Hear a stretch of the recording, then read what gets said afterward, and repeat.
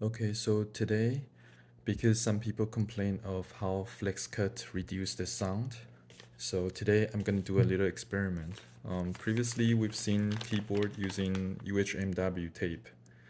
Today I'm gonna do something a little bit different. So I just thought of trying this Play-Doh. You know how it's kind of soft at first, but after a while it dried up. When it dries up, it becomes a little bit firm. So my thought is, what if I use this to fill all these flex cuts? After that, I'm gonna put still a layer either of this tape. I'll probably use this one. After filling the flex cut with the Play-Doh, I'm gonna use this tape to tape it up. That way, when I flip it over, it doesn't fall under before it dries. So hopefully it works. Okay, I changed my mind. I am just gonna use the Play-Doh this time, just to see how it works. Seems like it's sticking, so I don't think it's gonna fall out anyway. So I basically just kind of roll this out into like a long tube, and then I just kind of place it on the line, the cuts, I mean. So like this, roll it into like a noodle, like just a little bit wider than the cut itself, and then kind of push gently just so that it fills up the gap. This is pretty thick, so you don't have to push too hard. So see the gap there? So the goal is just to fill all the gaps.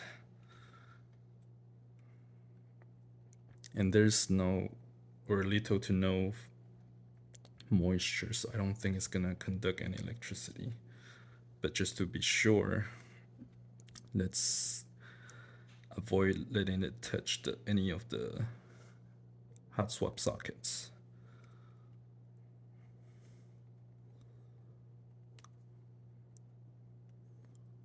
Like that. So this is basically like the opposite of a tape mod, because tape mod you're like kind of blocking or kind of diffusing the sound, but this one is kind of adding like a hard layer to make the cut connections, so the sound can travel from one line to the other. See, a little noodle like, and then just lay it.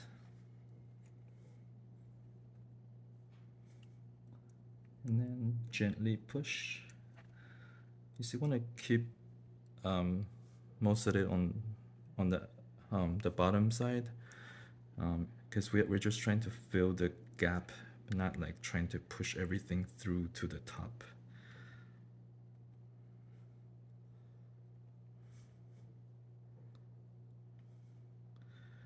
And you know how like thicker PCB usually give a louder sound, so I suspect once this dries, this is probably, at least in the cut area, it's gonna kind of make the PCB thicker in those areas, thicker than the original 1.2 millimeter thickness.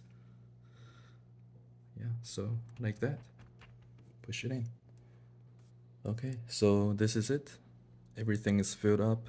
I'm gonna do a little sound test shortly, just to kind of take a listen, and probably try another sound test in about a couple days, just giving it time to kind of dry up, and we can see if there's any sound difference. And while I have the case open, I really like this case mounting or securing system. Like, I forgot the name. It's like ball catch or something system. See how there's a like metal ball inside. It's so convenient. Like, you just put it on, push, and then it locks by itself. That's it. No screws to remove. And then if you want to open it, it's easy. You just push up. Can't get easier than that. So it's really awesome. I hope more boards uses this technology in the future. Okay, never mind. I removed all the Play-Doh. I think there's some moisture in there, so it causes the key input to be kind of messed up. So I remove everything. Now I'm just gonna do this UHMW tape.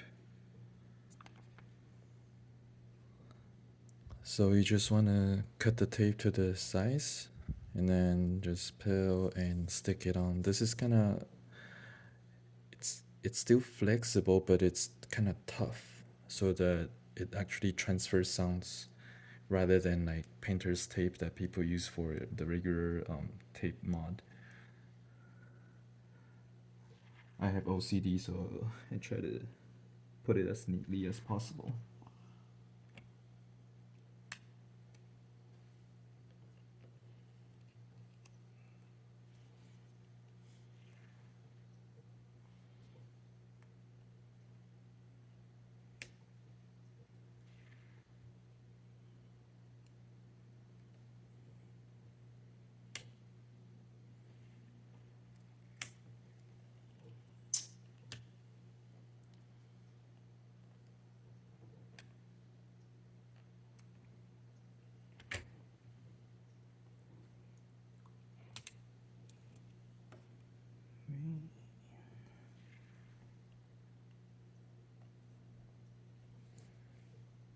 Okay, I'm gonna do the rest off the camera because this is frustrating, trying to get it straight.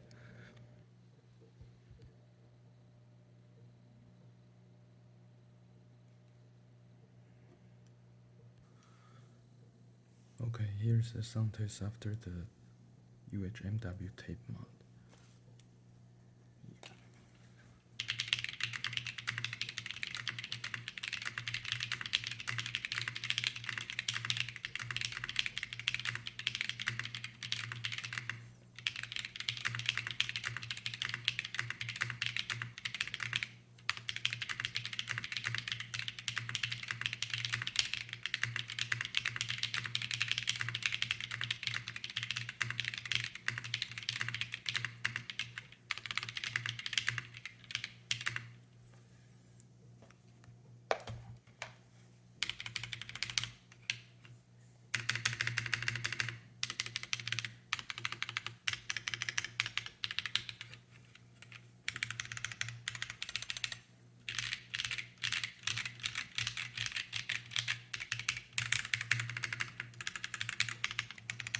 Sounds much fuller sound. So if you like louder sound, definitely try this tape mod or UHMW tape mod.